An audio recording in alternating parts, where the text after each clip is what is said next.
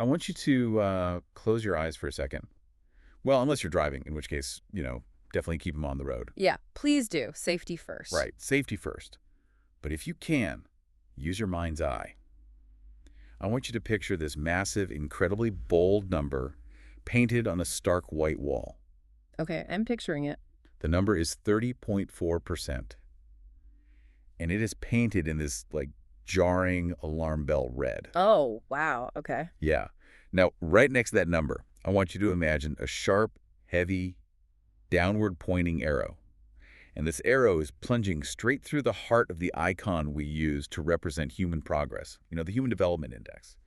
Just a heavy red arrow striking right through it, dragging the whole thing down. It's a highly visceral image. I mean, it feels exactly like a warning label on a piece of machinery you always just sort of assumed was perfectly safe. Exactly. It is a warning label, and I want you to hold on to that mental image because it represents the core mystery we're investigating today. The disappearing growth. Right.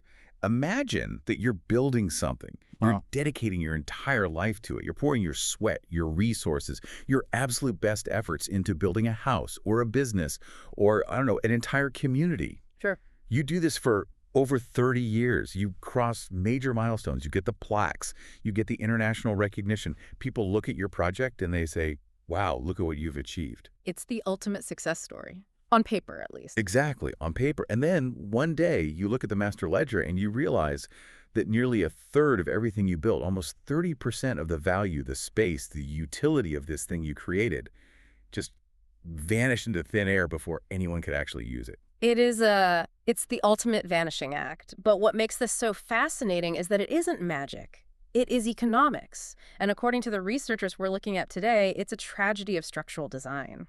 Welcome to this deep dive into the source material. Today, we are immersing ourselves in a fascinating stack of data.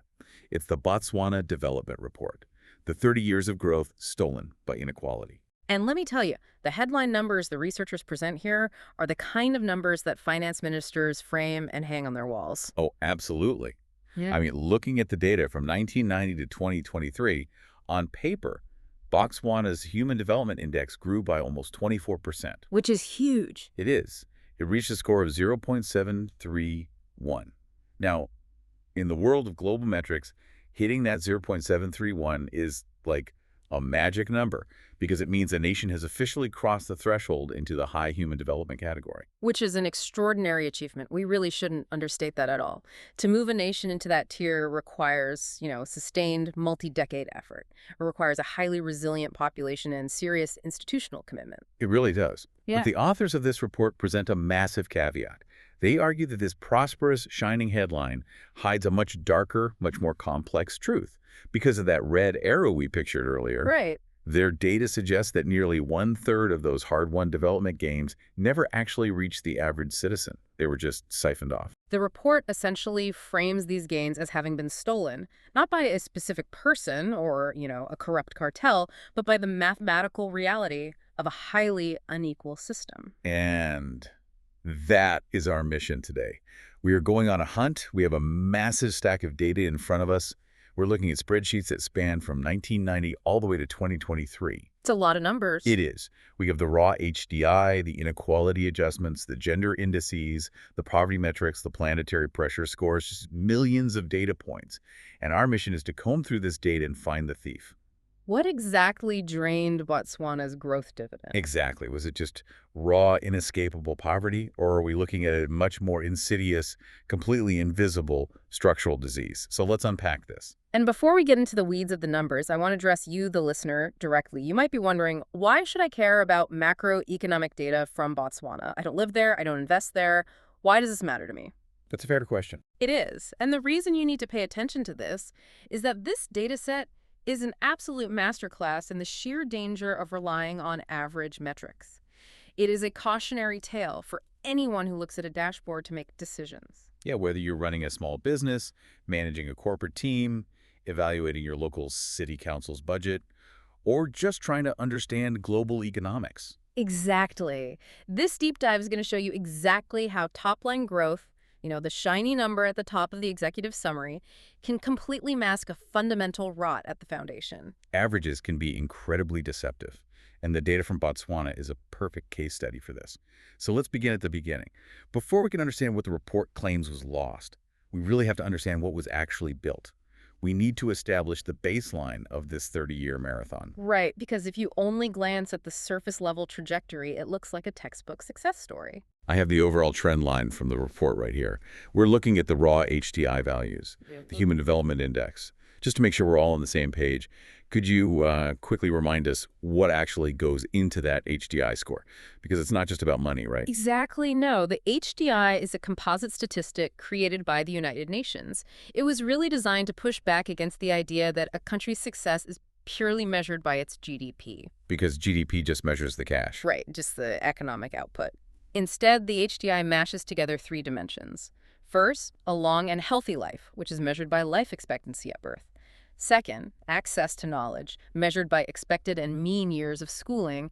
And third, a decent standard of living, which is measured by gross national income per capita. Got it. So it's health, brains, and wallet. That's a great way to put it. And looking at the graph in the report, in 1990, Botswana's HDI was 0.590. Fast forward 33 years to 2023, and it hits that 0.731 mark. That places Botswana 111th globally out of over 190 countries. Not bad at all. No, visually, it's this steady upward climb on the page. It is an upward climb over the macro timeline, yes. But if we really look closely at the granular data of that 30-year marathon, it wasn't a smooth sprint. It's actually a story of two very distinct eras. Okay, I see that here in the chart. Yeah. The authors of the report highlight a crucial period from 1990 to 2002. If you look at the line graph during those years, you see a prolonged flat line. It's really striking. I mean, in 1990, it's 0.590. Then by 1995, it actually dropped slightly to 0.583. It goes backwards. Yeah. And then by 2002, 12 years later, it's at 0.594. It essentially went nowhere for more than a decade. The growth was completely paralyzed. What was happening there? The context behind this paralysis is vital. This wasn't a traditional economic recession or like a failure of industrial policy. This flatline was the direct result of a massive, devastating health crisis. That's the HIV epidemic. Exactly. This was the era where the HIV/AIDS epidemic was sweeping through southern Africa with unprecedented ferocity. It was battering the nation, tragically hollowing out the prime-age workforce, and putting an almost unimaginable strain on the healthcare system and the broader social fabric. And the data reflects that human tragedy perfectly. The report breaks down the life expectancy numbers, and they are genuinely staggering to look at. In 1990, the overall life expectancy was hovering around 60 years. But then, as the epidemic really takes hold, the graph shows this terrifying plunge. It just falls off a cliff. It does. What was the absolute bottom? I'm trying to find it on this chart. According to the data, the trough occurred in the year 2001. Life expectancy at birth plummeted to a devastating 52.21 years. Wait, just over 52 years old? Yes. I want us to really pause and think about what that means for a society, like mechanically. Yeah. You are losing your elders, your mentors, your most experienced workers. You're losing parents. Precisely. You're dealing with a sudden generation of orphans. You're losing critical institutional memory in your schools, your government offices, your hospitals. The sheer human tragedy is, of course, immeasurable. Yeah, you can't put a number on that grief. You can't. But mathematically, in the context of the HDI, it acted as a massive anchor. You simply cannot grow a human development metric when the humans constituting that society are passing away in their early 50s. The health dimension just drags the entire composite score down. But then the tide turns. And this is where the resilience of the population really shines through the data. Because after that 2001 low point, the graph shifts into the second era. Yes, the acceleration phase. Right. From 2003 onward, the data shows a rapid systemic elevation across the board. The HDI starts climbing aggressively. And the recovery in life expectancy is just incredible. Yeah. By 2023, it rebounded to over 69 years. 69.16 to be exact. Which is a massive leap. It is. That is a gain of nearly 17 years of life for the average person since those darkest days in 2001. 17 extra years of life. That's a whole childhood. That's a massive chunk of a career. It is an extraordinary public health recovery. It speaks to massive interventions, international partnerships for antiretroviral therapies, and a sheer societal will to survive and rebuild. It's really testament to effective crisis management over the long term. I do notice one sharp, temporary dip in the more recent data, though. Ah, yes. Yeah, the life expectancy was climbing nicely, hitting over 67 years in 2020.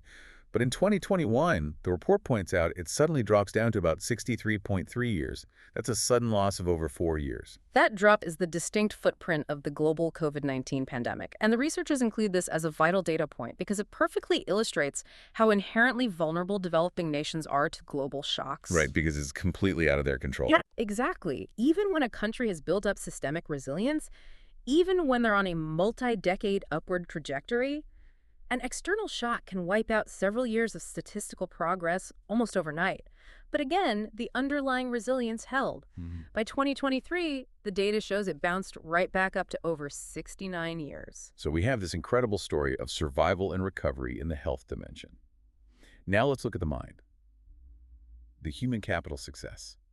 Because the education dividend in this report is just awesome to read. Oh, the education metrics are arguably the strongest foundational pillar of Botswana's surface-level success story. The report breaks this down into two metrics. First is expected years of schooling, or EYS, which this is what a child entering the school system today can expect to receive, right? Work. Okay, so in 1990, it was 10.6 years. By 2023, it rose to 11.4 years, a solid, steady increase. But the number that really jumped out at me was the MYS, the mean years of schooling. This measures what the adult population actually has under their belts right now. And as an analyst, the mean years of schooling is a much harder dial to turn. Oh, why is that? Because you aren't just measuring the kids currently sitting in the well-funded new classrooms, you're dealing with the entire adult population, many of whom have been out of the educational system for decades. So moving that average takes a very long time. That makes a lot of sense. But look at what the data says they achieved. In 1990, the mean years of schooling was a mere 5.5 years. That means the average adult barely finished primary school. Right. But over this 30-year marathon, it practically doubled. It leapt from 5.5 years to 10.5 years by 2023. Doubling the average educational attainment of an entire adult population in 3 decades is a monumental shift. Think about the mechanical impact of that on an economy. It's massive. It is. It means you're actively transforming your workforce from relying on manual and agrarian labor to a population capable of engaging in a modern, knowledge-based economy. It changes civic engagement. It changes public health comprehension. It changes everything. Right, so I have to stop you here. I'm looking at all this data. Life expectancy goes from 52 back up to almost 70. Education levels literally double for the adult population. The overall HDI goes from 0.590 to crossing the threshold into high development at 0.731. Yeah. I'm going to push back on the premise of this report. If a country adds almost 17 years to its average lifespan and doubles its education, that's a monumental victory. Progress is progress, right?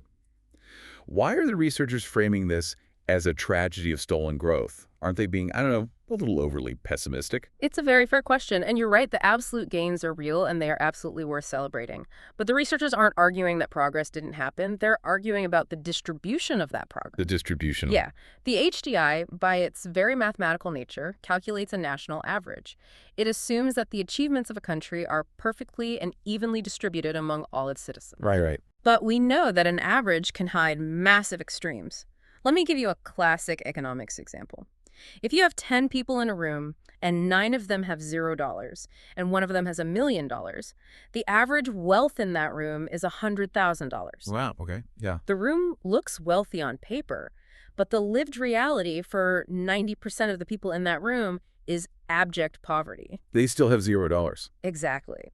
The report is arguing that Botswana's incredible top-line growth is highly concentrated, leaving a massive portion of the population completely isolated from the benefits of that 0.731 score. Okay, that makes sense. The millionaires are skewing the average. So if the education and lifespan numbers are this good on average, why does the report conclude the growth was stolen?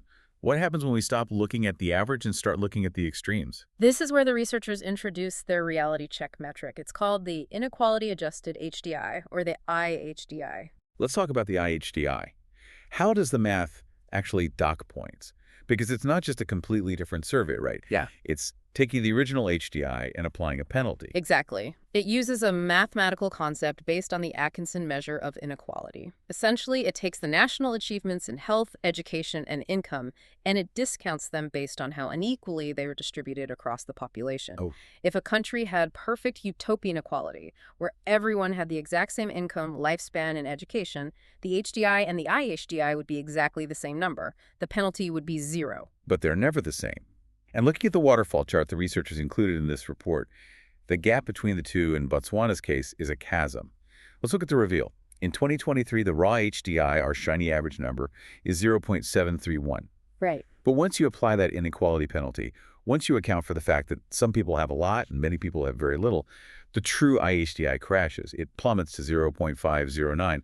The visual of that waterfall chart is stark for a reason. Let me emphasize the math for the listener, because the sheer scale of this adjustment is hard to fathom. That drop from 0.731 to 0.509 represents a loss of 30.369%. There's our 30.4% from the intro. There's the red arrow. Precisely. Despite crossing the official threshold for high human development on paper, the sheer gravitational pull of internal inequality violently drags the lived reality of the average citizen back down to medium or even low development levels. That's devastating. It is. The researchers are pointing out that you are losing almost a third of your national potential simply because of how resources are hoarded rather than shared. It's like, okay, imagine a city spending 30 years building a state-of-the-art high-speed rail system that covers the entire map. The infrastructure looks amazing from a satellite. Sure. But when you zoom in, you realize they only built stations in the wealthiest neighborhoods. The trains are running, the average speed is incredibly high, but 30% of the city physically cannot get on the train because the doors won't open in their zip code. The utility is completely lost to them.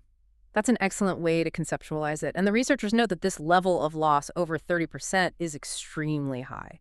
Even compared to peer developing nations in sub-Saharan Africa or other middle-income countries globally, a 30% inequality penalty signals a deep-rooted structural distortion in how the society's resources are distributed. So the natural next question we have to ask the data is, where is this loss coming from? If 30% of the progress is locked away, who holds the key? Is it health inequality, education inequality, money? The report actually breaks down the contributions to this penalty. Let's interrogate the suspects. The researchers provide a very clear breakdown.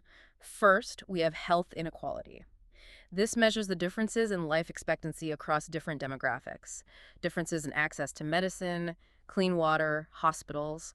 According to the data, health inequality accounts for 19.21% of the total inequality loss. Okay, so almost a fifth of the penalty is health. Yeah. Then we have education inequality.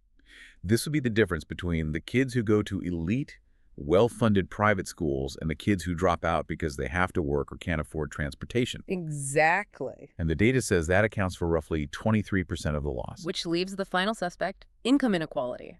And the report highlights income inequality as the absolute dominant force here. Oh, wow. Yeah, it accounts for a massive 45.42% of the total inequality loss. Nearly half of the entire penalty wiping out Botswana's progress is directly tied to the wealth gap. Nearly half. Over 45% of the damage is just from money being concentrated at the top. Why? Let's dig into the mechanics of this. Why do the researchers frame income as the dominant driver here, rather than health or education?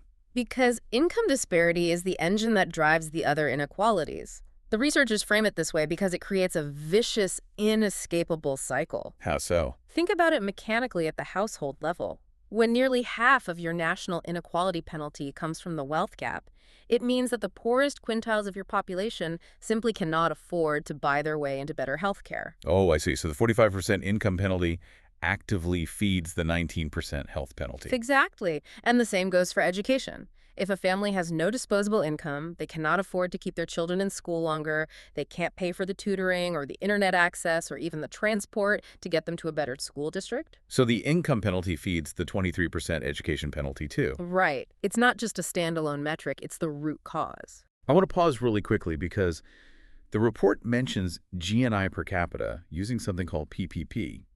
Wait, before we go further, what does PPP actually mean when we're talking about someone's daily life?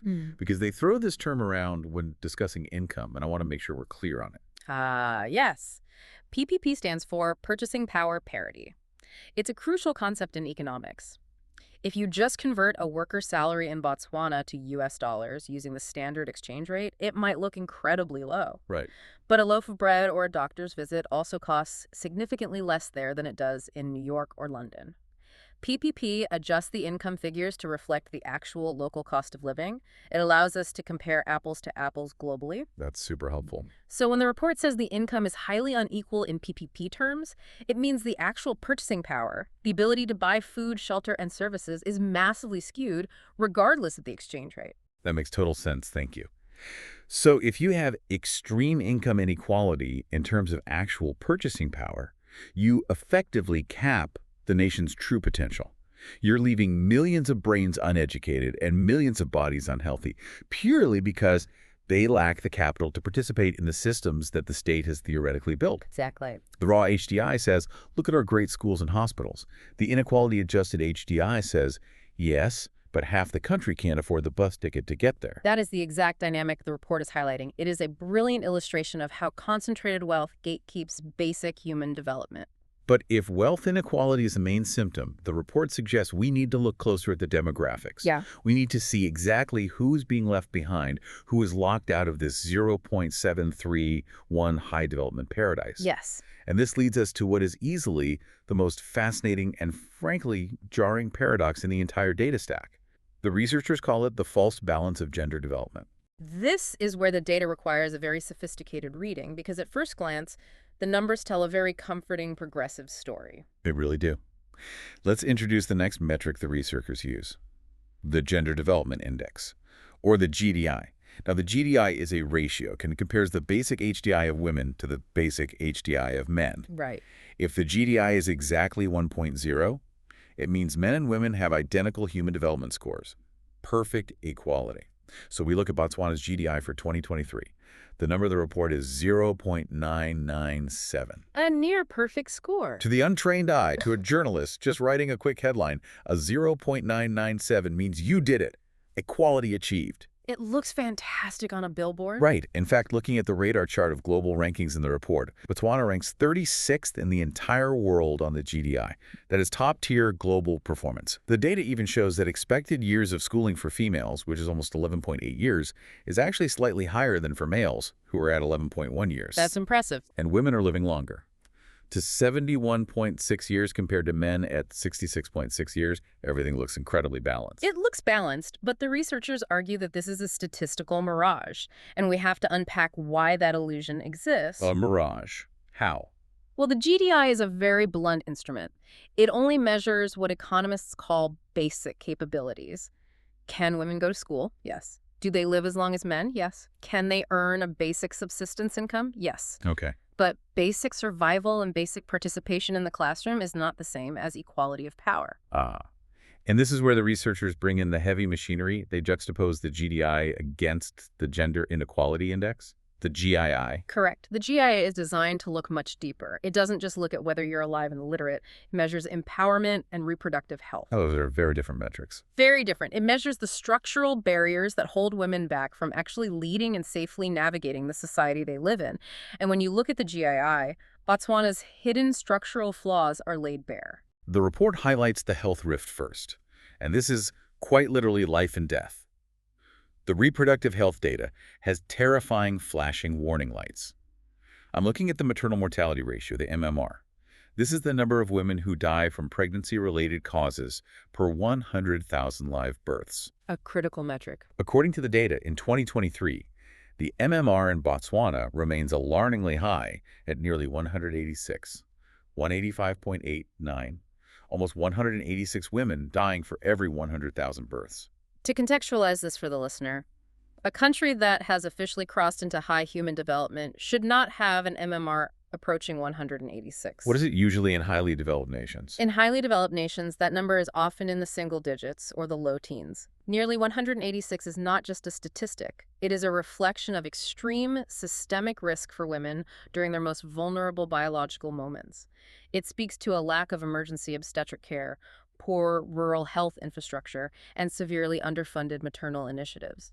And it hasn't really improved much recently. If I look at the historical data the researchers provided, back in 1990, it was 235. It dropped to around 107 in 2017, but then it spiked back up. Through 2020, 2021, 2022, 2023, it's just stuck at nearly 186. It's completely stagnant. Which perfectly illustrates the paradox the researchers are pointing out. Living a long time on average, which gives you a great GDI score, doesn't mean living safely during critical life events, which gives you a terrible GII score. Right. You can have a high life expectancy average overall, but still have an unacceptably high risk of dying in childbirth because the specific systems supporting women are under-resourced. We also have to look at the adolescent birth rate, the ABR, which the report flags. This is births per 1,000 women, ages 15 to 19. Teen pregnancies. In 2023, it is nearly 54, 53.8. Again, this is a massive disruptor to a young woman's economic and educational trajectory. Absolutely. High adolescent birth rates often force young women out of the very schooling system that the GDI praises them for being in. It pushes them into early economic vulnerability, making them entirely dependent on the broader, highly unequal income structures we discussed earlier. So the health aspect of the gender data is deeply concerning. But the report then moves to the empowerment aspect. Yeah. The glass ceiling. Who actually holds the political and economic power? Because if the GDI is 0.997, you'd think women are running the country 50-50, right? That would be the logical assumption if you only looked at the GDI, but the GII data proves it is entirely wrong. The researchers pull the data on the share of seats in parliament held by women. This stat completely shocked me. Women hold only 11.1% of the seats in parliament in 2023. 11%. It's remarkably low. And looking at the trend line in the report, in the year 2000, it was 17%. Then it dropped to 11% in 2004. Dropped to 7.9% in 2009. It has barely recovered back to 11.1%. It is a profound power imbalance. When nearly 90% of the lawmakers are men, the laws, the national budgets, and the political priorities will inevitably reflect a predominantly male perspective. And what about the workplace? The labor force participation rate. The researchers show a persistent, unyielding gap. In 2023, just over 73% of men are in the labor force, but women lag behind at roughly 63%. There's a 10-point gap that refuses to close. They're participating less in the formal economy, and when they do participate, they're largely excluded from the halls of power, both in government and in corporate structures. Wait, I want to make sure I really understand the mechanics of how this all ties together. I'm thinking about an analogy to visualize this. Let's hear it. It's like a massive corporate skyscraper. The GDI, that near-perfect 0.997 number, that's the building management saying, look, we let everyone into the lobby. The lobby is perfectly 50-50 men and women. We have total equality. Okay, I like this. But the GII, the reality metric, reveals that management has permanently locked the elevator to the executive boardroom. The women are in the building, but they can't reach the top floor. That's a good start, but let's take that analogy one step further to explain the actual mechanism of the inequality. Because the women aren't in the boardroom, they aren't the ones writing the budget for the building. Exactly. Why is the maternal mortality rate so stubbornly high? Why is the adolescent birth rate not falling faster? Because the people who directly experience these risks, women, only have 11% of the voting power in parliament. Wow. This lack of political voice ensures that maternal health clinics on the ground floor, reproductive rights, and structural economic barriers for women remain consistently underfunded by the boardroom. The political power imbalance directly guarantees that the health imbalance will continue. That is incredibly clarifying. The lack of parliament seats literally dictates the lack of funding for maternal wards. It makes perfect mathematical sense when you see how the gears of this inequality machine interlock. The report highlights this contradiction perfectly in the global rankings. The GDI makes them look like a top 40 country, but the GII ranks them 133rd in the world. Yes. 133rd. That is a deeply fractured data profile, a profile of extreme contradictions. It is a nation whose metrics are telling two entirely different stories depending on how deeply you're willing to read them. Okay, we've looked at income inequality as the main thief. We've looked at how gender power imbalances lock in that theft and prevent structural change. But the researchers don't stop there. They move the analysis beyond just income and gender. Because as you pointed out earlier, the UN metrics try to look at humans as more than just walking bank accounts. Yes. Income is the dominant driver of inequality, as we discussed, but poverty itself is not solely defined by a lack of cash. The researchers argue we have to look at the Multidimensional Poverty Index, or the MPI. The MPI data the report uses is from a 2015-2016 survey. But the authors argue it's incredibly revealing about the structural baseline of the country. It shows that 17.2% of the population lives in multidimensional poverty. Right. And the intensity of that poverty is over 42%. Yeah. Let's explain this for the listener. What does multidimensional poverty actually mean mechanically? Because it's not just, I can't afford the newest smartphone. Not at all. The MPI looks at severe overlapping deprivations in health, education, and living standards at the household level. It measures the physical realities of daily survival. And when the researchers unpack the components of this 17.2% poverty burden, the details are deeply sobering. The report includes a pie chart breaking down what actually causes this poverty. And the biggest contributor to the MPI burden in Botswana is nutrition. It contributes a massive 28.3% to the overall multidimensional poverty index. Over a quarter. More than a quarter of their poverty burden is just people not having enough of the right food to eat. And let's look at the living standards component. The lack of clean cooking fuel makes up 12.5% of the burden. What does that mean practically? It means people are cooking over open, dangerous, solid fuel fires, like wood or charcoal inside or near their homes, which directly leads to severe respiratory diseases. The lack of electricity accounts for another 11.8%. Lack of proper sanitation is 10.7%. I really want the listener to sit with this image because it's the crux of the report's argument. We started this deep dive talking about a country with officially high human development, a country where the average person is living to almost 70. Right. But underneath that shiny average, nearly 1 in 5 people are living in multidimensional poverty. They are quite literally malnourished, cooking their inadequate food over a smoky fire, in the dark, without power or proper toilets. I urge the listener to think about what this means on the ground. Averages are a comfort blanket for policymakers, but the MPI strips that blanket away entirely.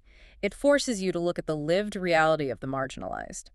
The researchers' point is that you cannot claim holistic national development when a significant chunk of your population is struggling with daily caloric intake and basic lung health from cooking fires. It's the tale of two economies, the high-speed train and the smoky fire. Very well put. But amidst all this heavy structural critique, the researchers do introduce a fascinating pivot, a silver lining, actually. We've talked extensively about the cost to the people, the 30% inequality tax, but what about the cost to the Earth? The planetary pressure. Yeah, because usually, historically speaking, when a developing nation rapidly increases its HDI, doubles its schooling, and builds its industry, it does so by absolutely torching its environment. That is the classic industrialization playbook we've seen globally for 2 centuries. Burn the coal, clear-cut the forests, pollute the rivers, and essentially buy higher life expectancy and wealth with carbon and environmental degradation. Right. But surprisingly, the data provides a glimmer of hope here. The report introduces the Planetary Pressures Adjusted HDI, the PHDI. The PHDI is a relatively new metric. It takes the standard HDI and discounts it based on the country's carbon dioxide emissions per capita and its material footprint per capita. It essentially asks the mathematical question: did you steal your current development from the future of the planet? And the answer for Botswana, according to the report, is remarkably, no, not really. In 2023, their PHDI is 0.698. Now, let's remember the inequality adjustment, the IHDI, caused a catastrophic 30.4% loss. But adjusting for the planet, it only causes a 4.5% loss from the baseline HDI. That is a tiny penalty. Right, it's nothing. It is highly impressive from an ecological standpoint. The data shows their material footprint is only 5.3 tons per capita. To give the listener some context on that number, highly developed Western nations often have material footprints of 20, 30, even 40 tons per capita. Oh, wow, that's a huge difference. Botswana is achieving high human development with a fraction of the planetary extraction. Their CO2 emissions are at about 2.5 tons per capita, which keeps that penalty at just 4.5%. How do they achieve this mechanically? It's a combination of factors. Their economy is heavily reliant on diamond mining, which, while obviously extractive, has a very different carbon and material footprint profile than a massive, widespread, heavy manufacturing or rampant deforestation for agriculture. Right, they aren't paving over the whole country. Exactly. They also have significant conservation efforts. It proves that Botswana's growth, while highly unequal among its citizens, is not built on apocalyptic environmental destruction. It's essentially a green growth model. That is the ultimate paradox of the data in this report. It is entirely possible to grow sustainably without destroying your local and global environment. They have mathematically proven that the green growth model works. The researchers' tragedy is simply that this green growth isn't being shared fairly among the people who live there. They saved the planet, but left 30% of their people behind. That is a profound way to summarize the researchers' findings. Saved the planet, left the people behind. Which brings us to the final analysis of the report. We've torn the data apart. We found the thief, its structural income inequality. We've seen the locked elevators in Parliament and the smoky fires of multidimensional poverty. Now let's put it all back together. How do the researchers synthesize Botswana's standing on the global radar? And more importantly, what is their roadmap to fix it? The researchers synthesized this by looking at the global rankings because they perfectly encapsulate the deeply fractured nature of everything we've discussed today. I'll read off the 2023 global rankings from the report's radar chart. This is the profile of extremes in 3 numbers. Let's hear them. Number 1, the Gender Development Index, the GDI, rank 36th in the world. Incredible. Top tier.